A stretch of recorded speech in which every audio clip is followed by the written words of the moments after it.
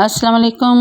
कैसे हैं दोस्तों? उम्मीद करती हूँ कि आप सब अल्लाह के फजल से ठीक होंगे। कल की वीडियो में हमने हज़रत यूसुफ़ अलैहिस्सलाम के वाक़या में हज़रत यूसुफ़ अलैहिस्सलाम को जेल तक का वाक़या बयान किया कि वो जेल में कैसे पहुँचे। अगर ये आपने जानना है तो आप मेरी पिछली वीडियो को ज़रूर देखिए।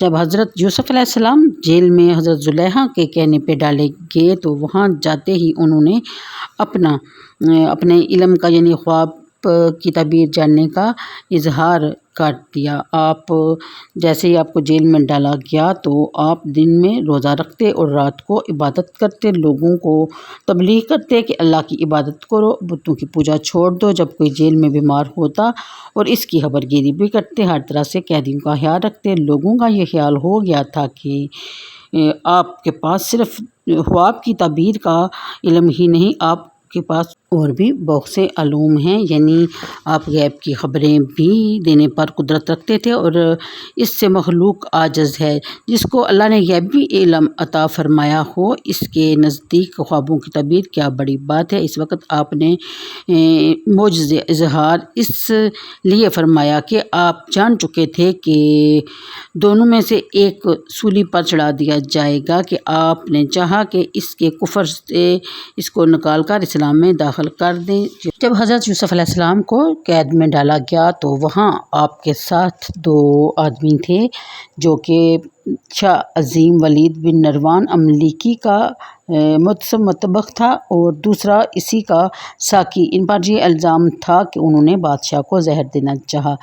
जब हज़रत यूसुफ़ अलैहिस्सलाम ने कैद में उसको ख्वाब की ताबीर बताई, यानी उसने ये ख्वाब देखा कि वो एक बाग में है और बाग में एक अंगूरों की बेल है जिस पे 3 खोशे जो हैं वो लटके हुए हैं, पके हुए। उसमें से कहता है कि मैं रस निकाल कर बादशाह के कासे में डाल रहा हूँ, जो कि जिसकी ताबीर हज़रत यूसुफ़ अलैहिस्सलाम ने बताई, यानी उनको पता था कि इसकी ताबीर क्या है।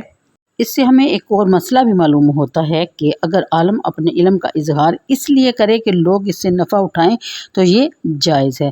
हज़रत यूसुफ़ अलैहिस्सलाम ये भी बता देते थे कि किसने कितना खाना खाया, कितनी मकदार में खाना खाया और कब खाया, खाने का रंग कैसा था।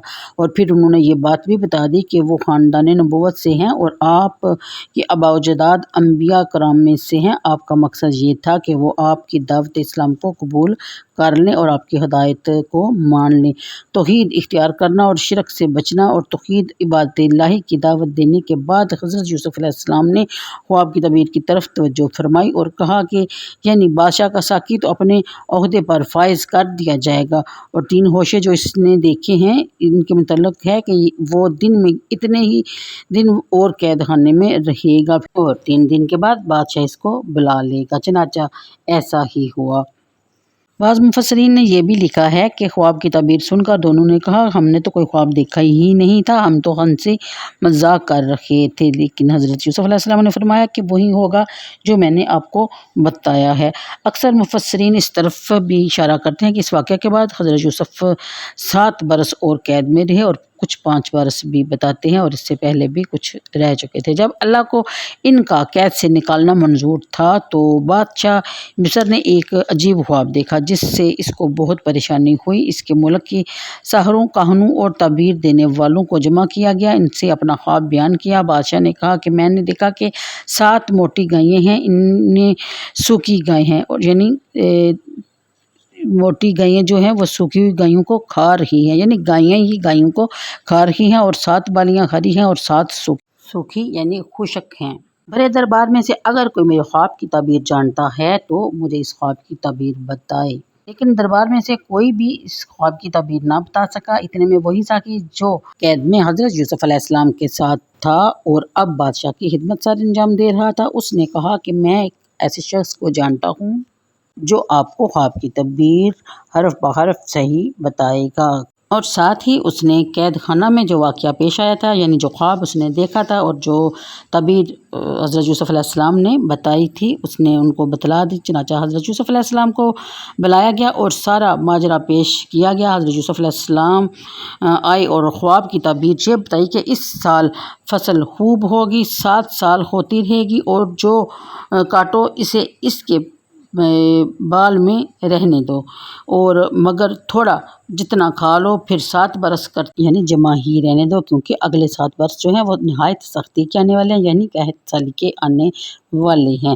ان کا کہنا یہ تھا کہ جو جتنا پہلے آپ کھاتے ہیں اس سے کم کھائیں، تاکہ اگلے جو 7 سال سختی کے آنے والے ہیں ان کے لیے آپ کے پاس کچھ نہ کچھ بچا رہے۔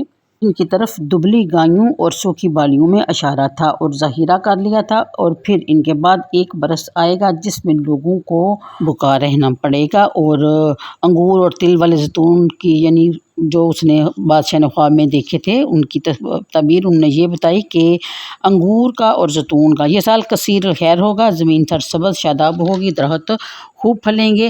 بادشاہ کو یہ تعبیر پسند آئی اور اسے یقین ہو گیا کہ حضرت یوسف علیہ السلام نے جو تعبیر بتائی ہے یہی ٹھیک ہے، لہٰذا بادشاہ نے حضرت یوسف علیہ السلام کو اپنے پاس حاضر کرنے کے لیے اس ساقی کو بھیجا، کیونکہ ساقی نے تعبیر قید خانہ میں ہی پوچھی تھی اور آگے بادشاہ کو بتائی تھی، اور بادشاہ کو یہ پسند آئی تھی۔ اب بادشاہ نے کہا کہ حضرت یوسف علیہ السلام کو پیش کیا جائے، جس پر حضرت یوسف علیہ السلام نے کہا کہ جن عورتوں نے اپنے ہاتھ کاٹے تھے ان کے بارے میں کیا حکم صادر ہوا ہے۔ ان کا یہ کہنے کا مقصد یہ تھا کہ میرے اوپر جو الزام لگا گیا ہے وہ یعنی میری بے گناہی جو ہے وہ ثابت ہو جائے، اور میرے بارے میں لوگ اپنے ذہن صاف کر لیں، یہ تہمت دفع ہو جائے۔ جب بادشاہ کو یہ پیغام ملا تو اس نے فوراً زلیخا سمیت ان عورتوں کو بلایا، عورتوں نے آپ کی پاکی بیان کی اور زلیخا نے بھی اپنا گناہ قبول کر لیا۔ اس پر حضرت یوسف نے یہ فرمایا کہ میں اپنی برات کا اظہار اس لیے چاہتا تھا کہ عزیز کو معلوم ہو جائے کہ میں نے اس کی امانت میں خیانت نہیں کی اور اس کے اہل کی حرمت خراب نہیں کی۔ جو الزام مجھ پر لگائے گئے ہیں وہ جھوٹے ہیں اور مجھے بے وجہ قید کی سزا ملی۔ اس کے بعد آپ کے دل سے یہ خیال آیا کہ ایسا نہ ہو کہ اس میں شان خود بینی ہو اور خود پسندی کا شبہ یعنی غرور ہو، اس لیے اللہ تعالیٰ کے جناب میں عرض کیا کہ میں اپنے نفس کو بے قصور نہیں بتاتا، مجھے اپنی بے گناہی پر ناز نہیں ہے اور نہ ہی اپنے گناہ سے بچنے کی کوئی خوبی قرار دیتا ہوں۔ یہ اللہ تعالیٰ کا فضل ہے اور اللہ تعالیٰ کی بڑائی ہے کہ اپنے مخصوص بندے کو اپنے کرم سے معصوم کیا اور میری بے گناہی جو ہے وہ ثابت کر دی۔ یہ اللہ کے نیک بندوں کا یہی پیشہ ہے کہ وہ اپنے رب کے سامنے جھک جاتے ہیں جب ان پر کوئی کرم نوازی کی جاتی ہے۔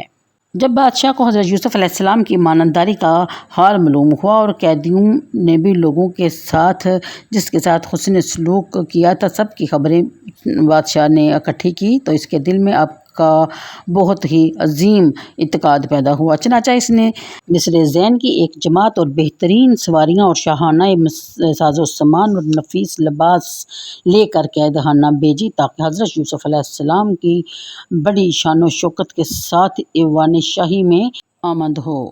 جب وہ لوگ آپ کی خدمت میں پیش ہوئے اور انہوں نے بادشاہ کا پیغام آپ کی خدمت میں پہنچایا تو آپ نے قبول کر لیا اور قید خانہ سے نکلتے وقت قیدیوں کے لیے دعائے خیر فرمائی۔